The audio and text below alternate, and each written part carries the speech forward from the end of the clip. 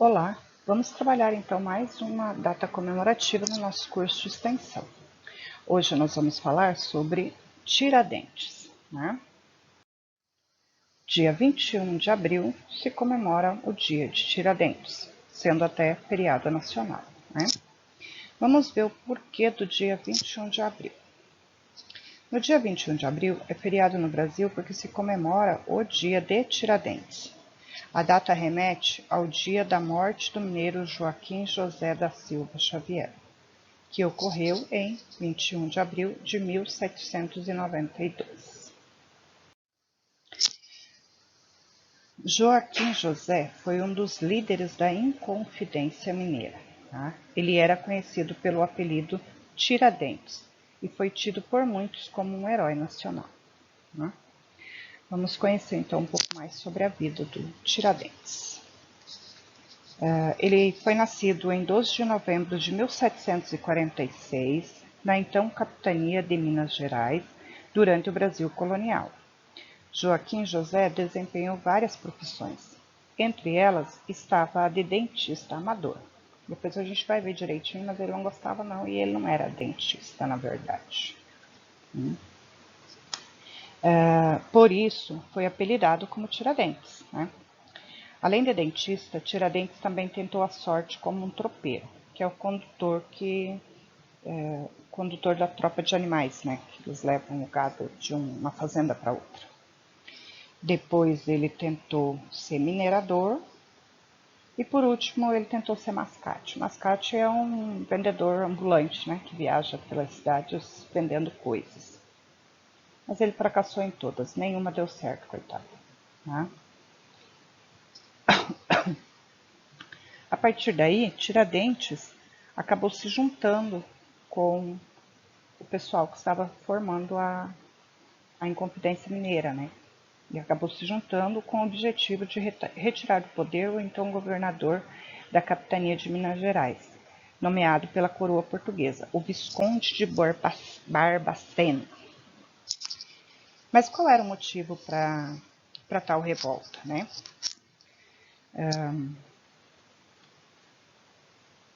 O motivo principal que animava Tiradentes e os outros envolvidos na Inconfidência a se levantarem contra o governo de Visconde de Barbacena e o Império Português era a constante retirada das riquezas da região por meio de impostos excessivos, tá? Então, a coroa portuguesa estava cobrando muito imposto, o Visconde de Barbacena estava apoiando isso, né? E eles ficaram revoltos, porque eles tinham que pagar muita coisa e eles retiravam na época, a princípio, muito ouro, depois ela começou a reduzir. Mas vamos continuar no texto para a gente ir entendendo o que aconteceu. Do ouro produzido na capitania de Minas Gerais, a coroa portuguesa cobrava o chamado quinto, isto é, o equivalente cerca de 20% do total extraído. Tá? Então, se eles extraíssem 100 quilos de ouro, 20 teria que ser entregue à coroa de Portugal. Tá? Ocorreu que a partir da década de 1760 a extração de ouro regrediu consideravelmente, mas não o valor do imposto. A taxa do quinto continuou a ser exigida dos mineradores locais e o governador Barbacena, para fazer valer a lei, chegava até a impor agressões físicas. Né? O problema agravou-se mais ainda quando, para reverter a margem defasada dos quintos recolhidos, a coroa portuguesa autorizou a implementação da chamada derrama. Vamos ver o que é a derrama. A derrama obrigava os mineradores a cobrir com suas posses, isso é, tudo aquilo que lhes pertencia como objeto de valor, o que faltava na quantia do quinto. Isso significava que o rombo provocado no pagamento do imposto à coroa, resultante do declínio da mineração, acabou tendo de ser pago com outras formas de obtenção de dinheiro, como pedágios cobrados sobre o uso das estradas e dos escravos. Então, se ele não tinha o dinheiro para fazer a tal da pagar a parte do quinto, aí ele tinha que obedecer a tal da derrama. Né? Então, o que era derrama? Se ele não tinha ouro ou dinheiro para pagar, ele tinha que dar uma galinha, um porco, um pedaço de terra, a casa. Era assim, a lei era para todos e era bem específica. Então as pessoas começaram a retirar menos minério e pagar mais. E acabavam, às vezes, perdendo até as suas casas, né? No texto aqui a gente ainda vai ver sobre isso, tá? Todos eram forçados a pagar a derrama. A conspiração dos Inconfidentes começou a ser preparada em 1788 para as ações passarem a se realizar no ano seguinte. Por isso, por essa cobrança, por essa taxação, por esses pedágios, por essa exigência da coroa em serem obrigados a pagar o quinto, a derrama, é que eles foram se revoltando, acabaram fazendo né, constituindo ali uma associação, né, que ficou conhecida como os Inconfidentes, né, de Minas Gerais, que então eles começaram são os revoltosos, né, tá? Então vamos lá. Tiradentes chegou a tramar a morte de Visconde de Barbacena, tá? E isso não foi caracterizado porque Barbacena, por meio da confissão de um dos Inconfidentes, tá? Então havia um traidor no grupo, José Silvério dos Reis. Ele desmantelou a trama e prendeu todos os envolvidos, tá?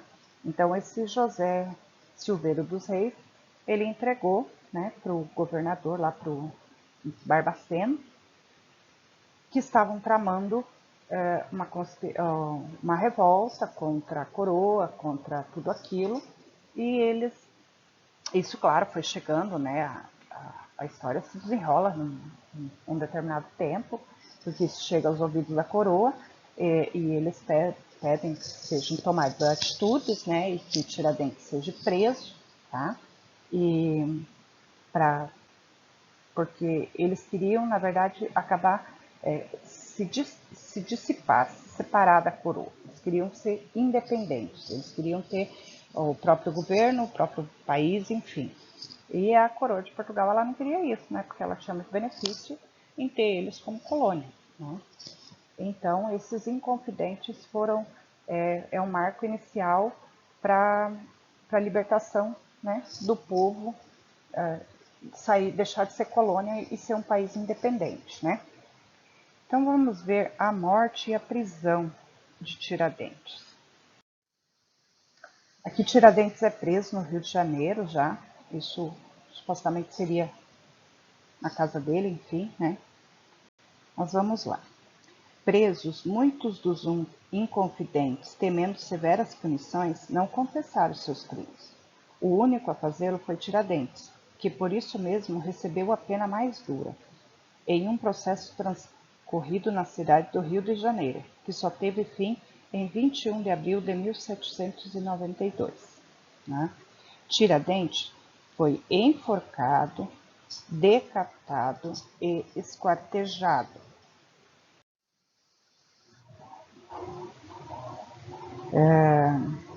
Para que os súditos da coroa nunca se esqueçam da lição, a cabeça de Tiradentes foi encravada numa estaca e exposta em praça pública em Vila Rica. Seus membros foram espalhados pela estrada que levava até o Rio de Janeiro. Então, olha o que eles pensavam, né?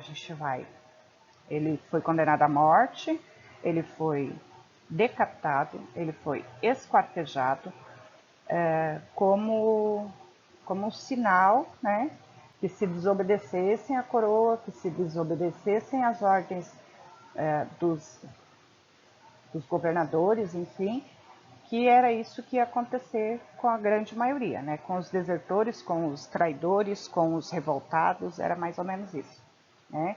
A maioria deles, dos inconfidentes, eles não confessaram seus crimes, não quiseram falar sobre isso, temendo ter uma pena de morte ou chegar até acontecer a mesma coisa que aconteceu com o Tiradentes, né? Aqui então é uma foto, né, dele esquartejado em praça pública. Então, além deles enforcarem, decapitarem, e esquartejaram ele na frente de todo mundo, né? Agora vamos ver as 5 curiosidades sobre Tiradentes. Tiradentes não tinha cabelo grande e nem barba. Tá? Tiradentes, além de dentista, daí o apelido, né? Ele era militar e geralmente militar não usa cabelo e nem barba comprida. Então essa é uma foto, supostamente, de Tiradentes, para alegar, né, que realmente ele não usava nem barba e nem cabelo comprido. Tá? A imagem que temos pelos livros de história é diferente do que de fato era a imagem do Inconfidente. Inclusive, no dia do enforcamento, ele estava de cabeça raspada. Sabe-se disso porque ele foi exposto nas ruas do Rio de Janeiro.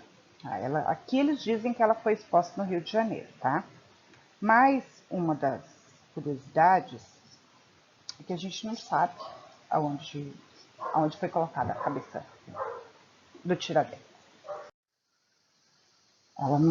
Ela não foi, é uma incógnita ainda, né? Aqui eles falam pelas ruas do Rio de Janeiro, Vila Rica, mas não se tem um lugar preciso onde ela foi colocada, tá? Então ele foi enforcado, Tiradentes foi cruelmente esquartejado e como forma de servir de exemplo para outros revolucionários, ele teve parte de seus corpos expostos pela cidade do Rio de Janeiro e Minas Gerais. A cabeça dele foi roubada do local onde foi deixada e até hoje não se conhece o destino que a levou. É por isso que ninguém sabe onde ela está, né? Talvez no primeiro momento eles colocaram ali e depois alguém levou embora. Pode ser que tinha algum admirador, né, por ele, que provavelmente ele tinha muitos, né? Porque como ele lutava contra a coroa e ele queria o benefício da população, ele devia ter muitos admiradores, né? Esta foto é supostamente, eu falo supostamente porque não dá para ser aqui, onde eu pesquisei diz que é a casa dele, tá? Após a condenação, a casa de Tiradentes foi demolida.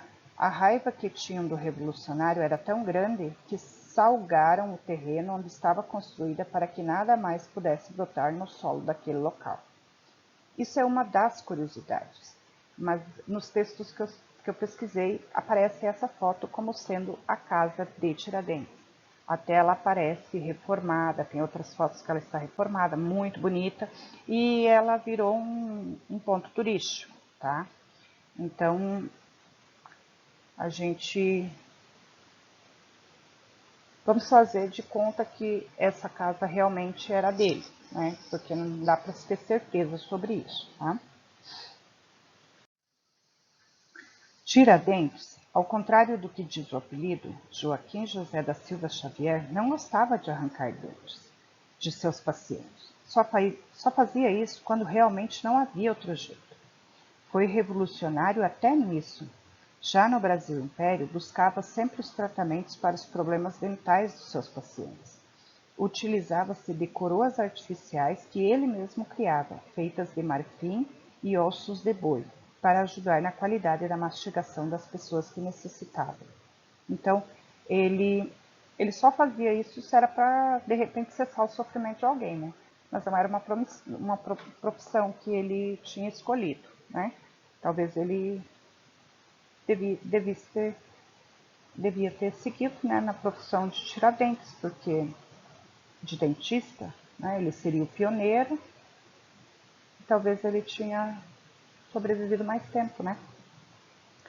Então, segundo os livros de história, né, os documentos, ele teria feito suas últimas palavras, tá? Subindo, né, nas escadarias lá para ser enforcado. Pois seja feita a vontade de Deus. 1000 vidas eu tivesse, 1000 vidas eu daria pela libertação da minha pátria. Teria dito Tiradentes ao ouvir a sua sentença de morte. Alguns relatos dizem que, depois que subiu os degraus para a execução, ele teria dito ao homem que o mataria: seja rápido. Então você vê, ele lutava pela liberdade, o propósito dele, né, na visão dele, ele estava lutando para tirar o Brasil de um Brasil colonial para ser um Brasil independente, né? Para livrar o povo, que ele queria a libertação da pátria dele, né? A história de Tiradentes é bem interessante. Ela passou a ser comemorada, assim, na verdade ele virou um herói ali na época da ditadura militar, tá? Tem alguns relatos de que dali em diante ele foi considerado como Marte, como um herói nacional, enfim, por causa dessa intenção dele de libertar o país das amarras de Portugal, né? Mas, se você achou interessante, gostou, quiser se aprofundar no assunto, ou quiser entender um pouco mais, tem várias historinhas bem legais na internet, tá? E tem outras curiosidades também sobre Tiradentes. Eu só elenquei algumas, tá? Então, até um próximo vídeo. Até mais!